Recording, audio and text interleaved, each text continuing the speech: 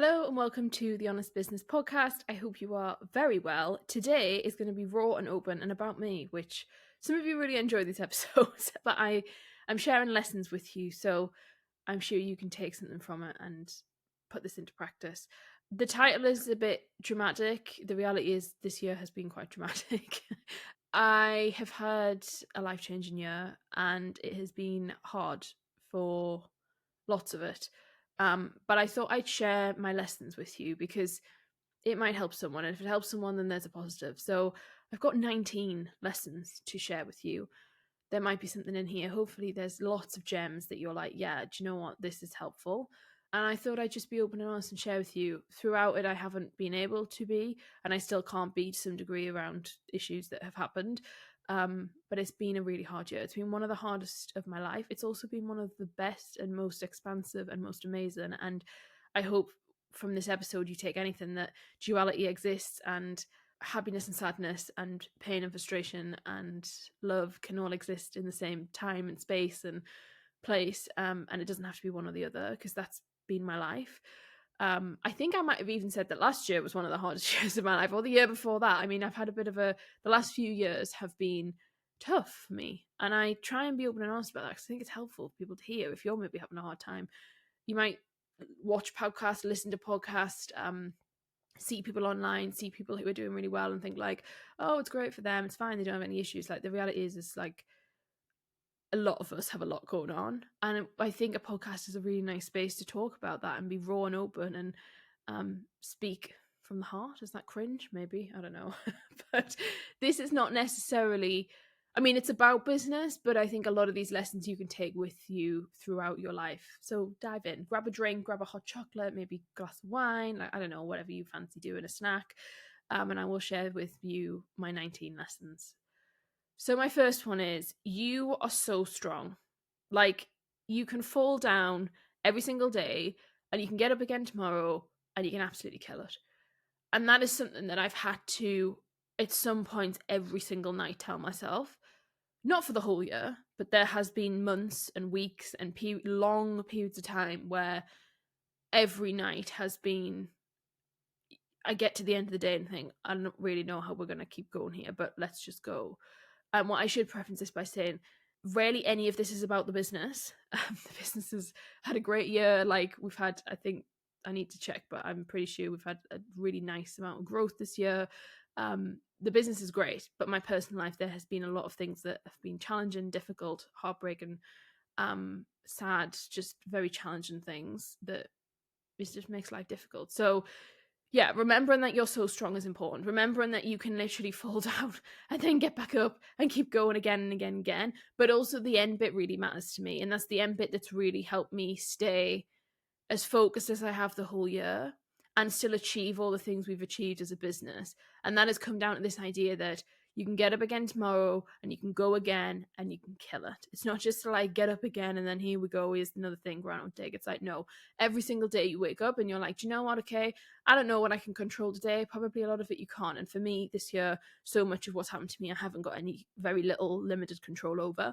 But you get up and you're like, I'm going to kill it. I'm going to do a really good day. I'm going to have a really fab, you know, morning, afternoon, day, hour, minute. Sometimes you've got to look at the small wins, but that's how I approach my life pretty much every day because I've got to, like, that keeps me focused. Number 2 is that personal life comes before business always, and that's really easy to say. It's really bloody hard to put into practice sometimes, and I know some of you listening to this also struggle with this. I haven't been at a point where I'm like, oh, I've really messed that up and I've done the opposite and like haven't put personal life first, but there is a constant, especially since something that I've gone through this year, every week and sometimes daily, of sitting down and saying, are my priorities right? Is the time I'm allocating to this okay? Is this right? Is that, like, the guilt, like, it's real. It's so real, this idea of like, how do we manage it? How do we juggle it all? But ultimately having that understanding that like your personal life does come before business always really helps to make any decisions around that a lot easier. My third lesson for you is that business and building a business will build a skill set in you that is unbeatable and saves people's lives. And that for me this year has been one of the strongest lessons I've taken.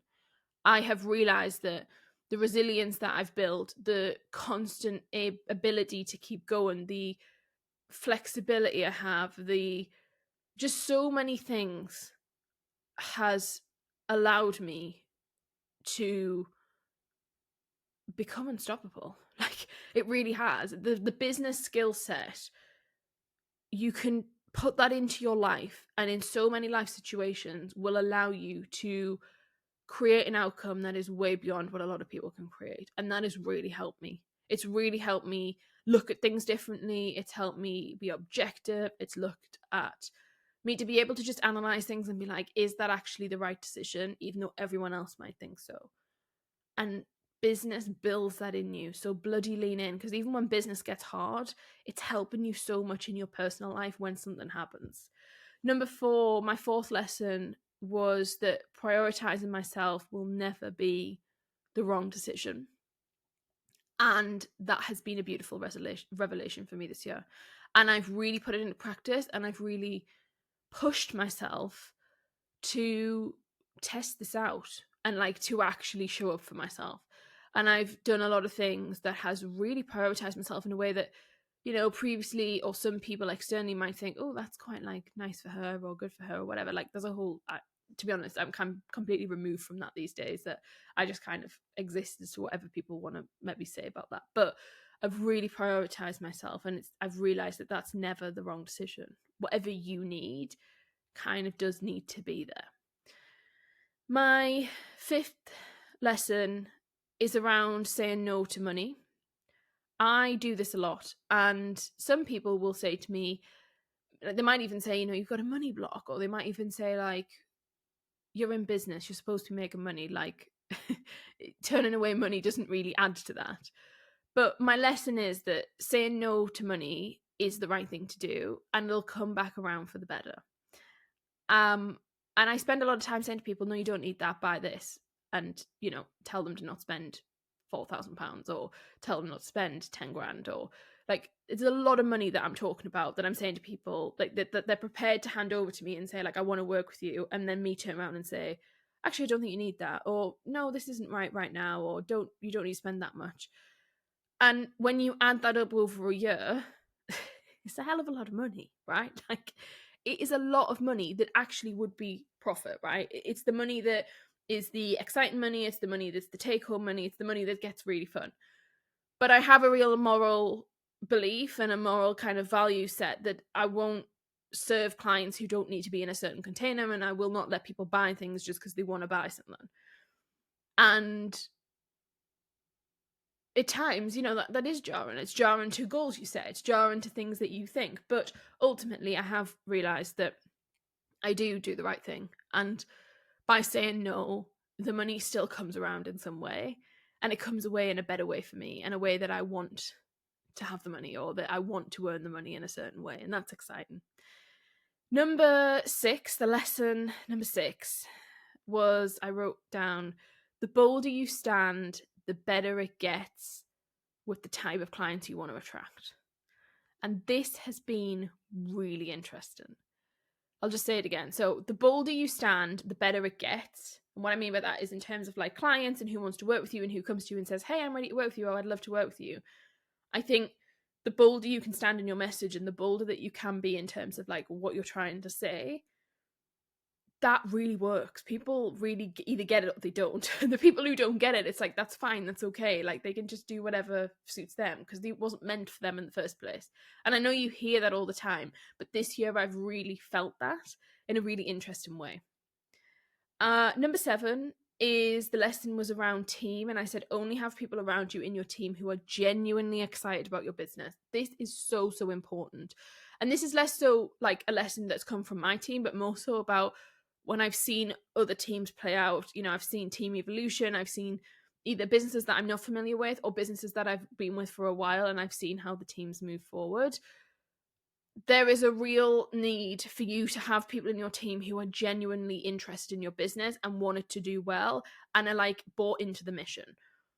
And if they're not, I've just seen it too many times where it just doesn't work. Like, it's just not enough. And I think that's a really interesting quest to go on. of like, how can you make sure that the people around you in your team are fully bought in? Lesson number 8 is that you'll never fully understand the true impact that you create or have created. This is something that I'm reminded of, I'd say, on a bi-monthly basis, and I need to tell myself it a lot. You can get impact dysmorphia, is what I call it, or kind of change dysmorphia, where, a bit like body dysmorphia, you either become accustomed to or you completely forget or don't value how you create and impact other people's lives. And in my job, I really suffer from this. I don't think I've ever really shared this before, but impact dysmorphia I really find tricky sometimes, in the sense of, because of what I do, I'm very keen to not take responsibility for certain sort of successes and results that clients create. Because yes, I might write the strategy, or yes, I might advise them, or yes, I might say, like, do this, or I wouldn't do this, or I'd suggest you do this. It's up to them to create it and actually do the action. Because if they don't do the action, then my idea is just sat as an idea, or my opinion is just an opinion. Obviously, I understand that, some of my success, some of their success has come from it, because it's me that's maybe pushed them to do it, or held them accountable in order to be able to do it, or helped space them develop, or push their leadership, or push them over a 24-month period. Like, I totally get that. But there's a very fine line between taking ownership, or understanding, or just appreciating. And it's something that I never want to be on the wrong side of. But what that also does mean is a secondary impact from that is this kind of impact dysmorphia, where you don't ever fully understand the true impact that you create. And that's exciting. It doesn't need to be, you don't need to fully understand it. But I get reminded sometimes of that, and someone will pop up and just like say, like, a past client maybe who I don't necessarily work with, and they'll be like, oh my God, thank you so much, blah, blah, blah. And they'll like share something with me. And I'm like, oh my God, that's amazing, fab. And like those kind of little pockets really make my day and really help me and really give me a little boost in my step, because it really reminds me of like, yeah, you don't understand the true impact that you create, and that's okay, but it's an interesting lesson.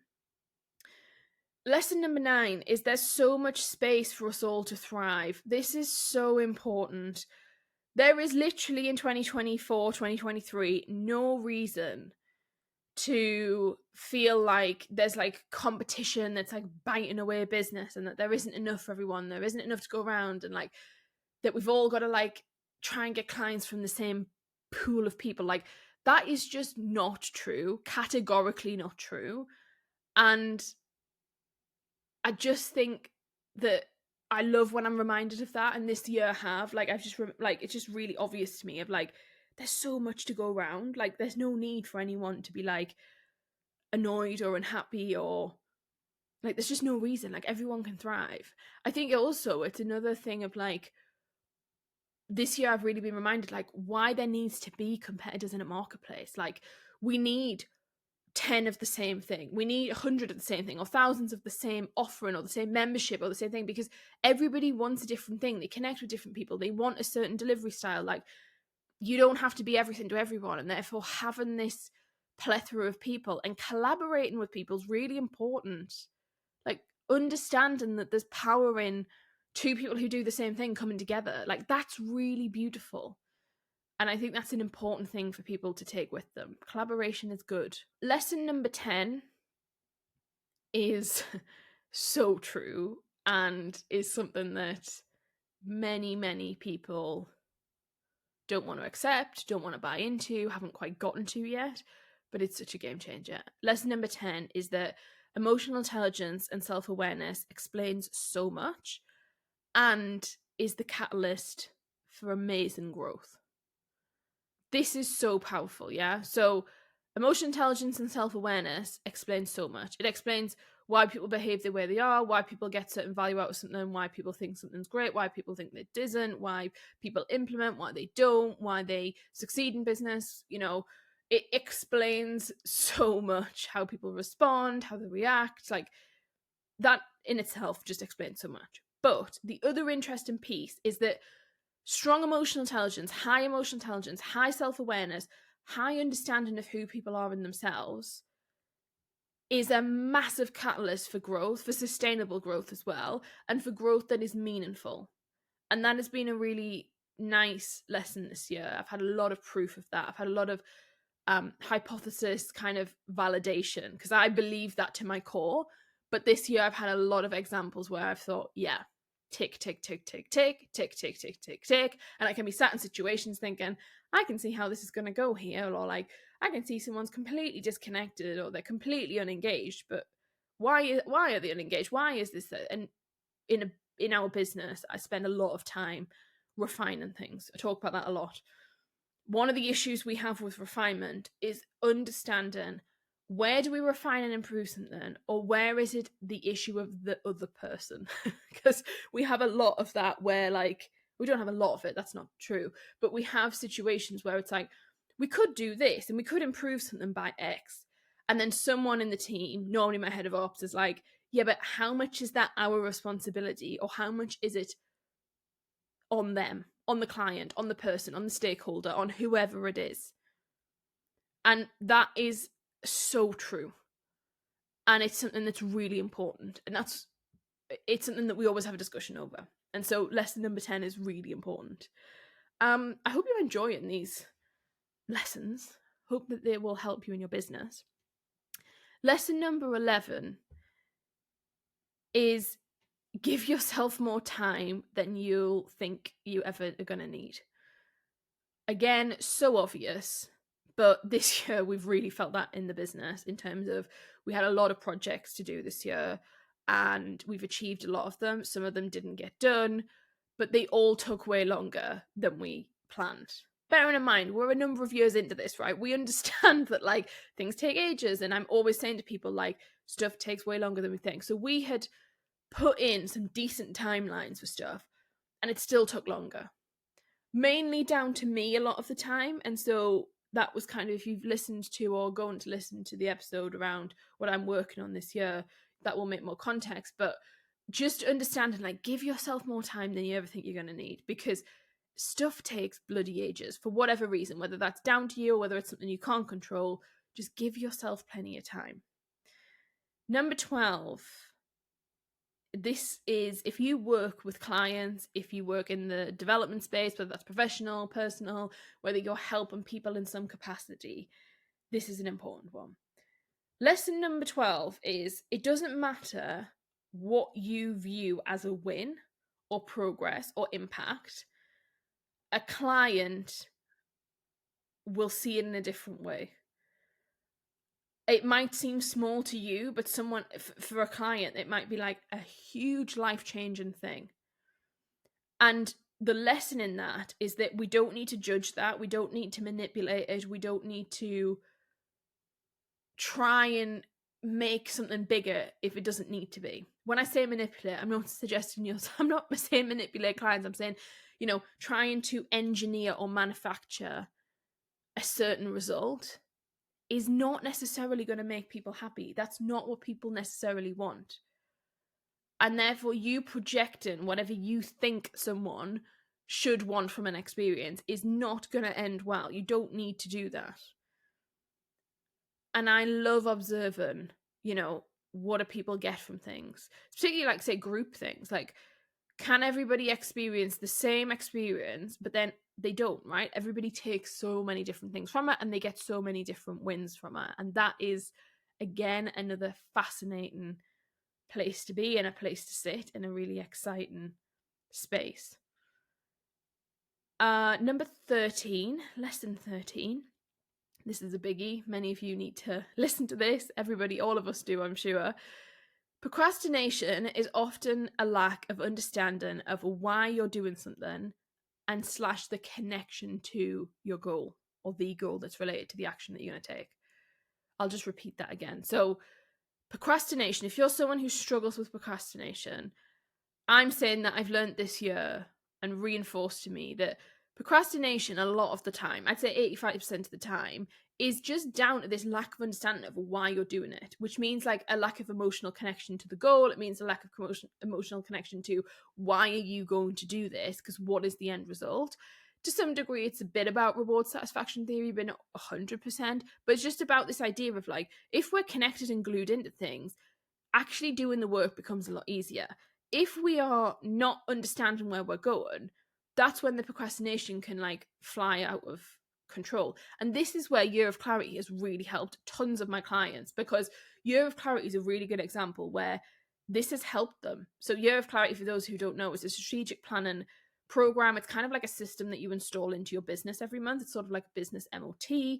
We sit down every month and we do the same activity every month, which people think's funny, or they're like, oh, how does that work? But that in itself, getting people glued into where they're going, getting people tuned into what's the point, what's the process, what are they doing, that helps them become more productive and reduces their procrastination. Now, some of you will know that previously in another life, I was really clinically bad at procrastination. Like, I went to therapy about it. I had lots of help with it. Like, perfectionism got out of control.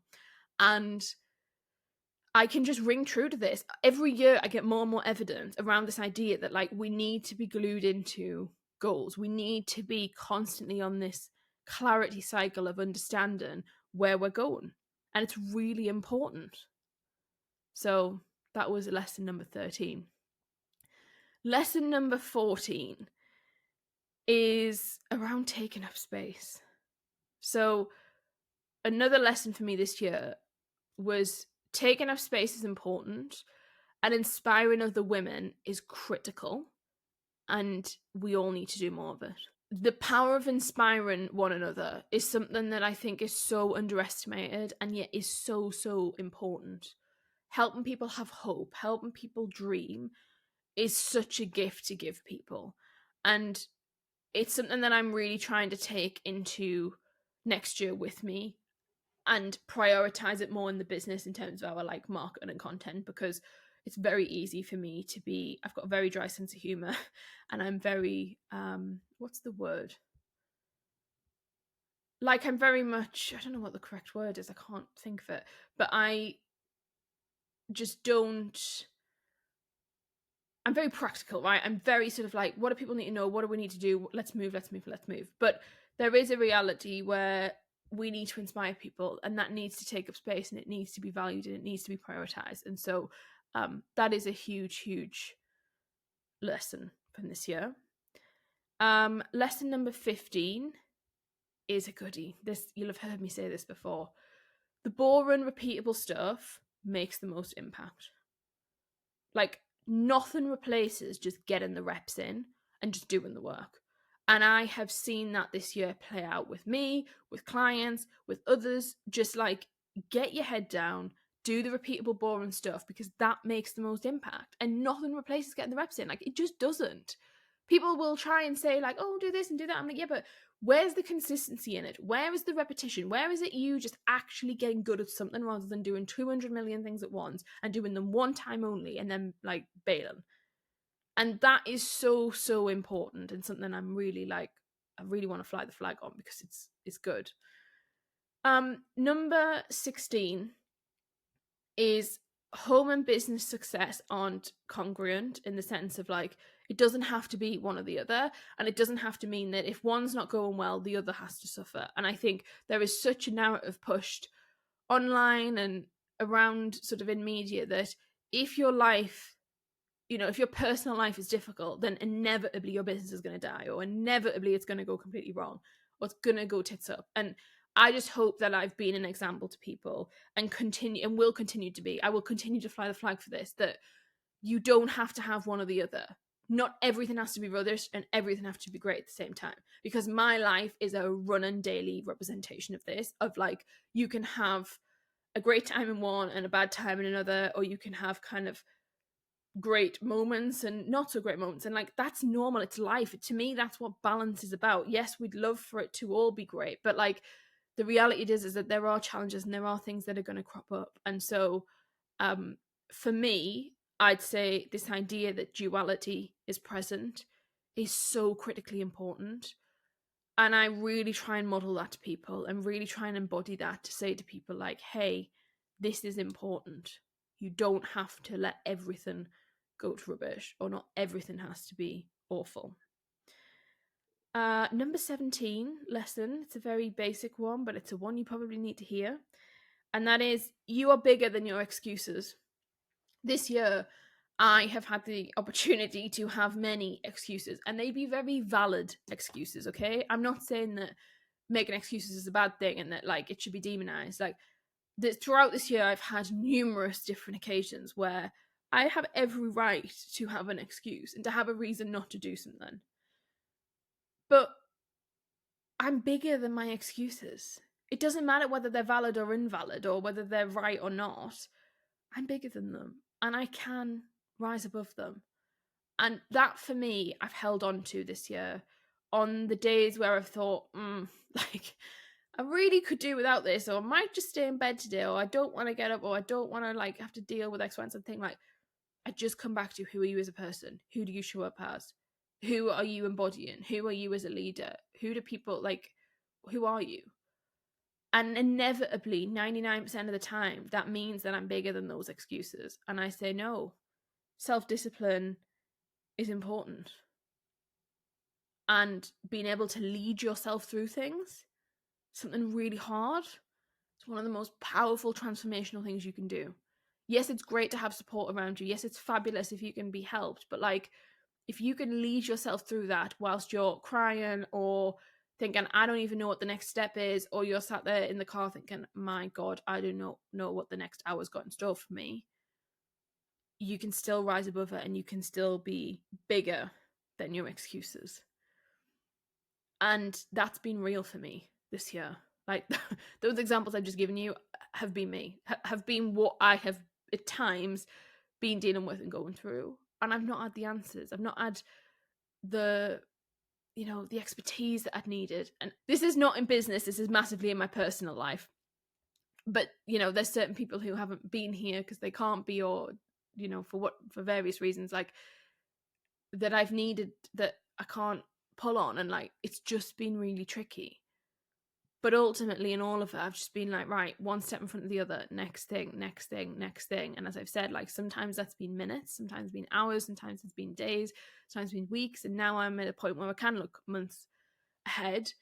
But that's like, it takes time and it's like a growth thing and it's slow. But like, yes, you've got to be, and I really want to make it clear that like, I'm all about being kind to yourself and taking the time you need and like doing whatever you need. But there does come a point where you've also got to hold yourself and lead yourself through something and remind yourself that you're not going to sit there.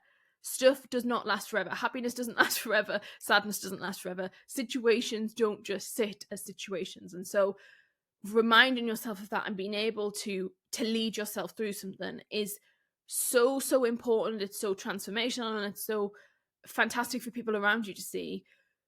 I'm not saying that it's easy. It's really hard. It's really exhausting. But you are bigger than your excuses and you can do whatever you want to do. Final 2 lessons. I hope this has been an interesting episode.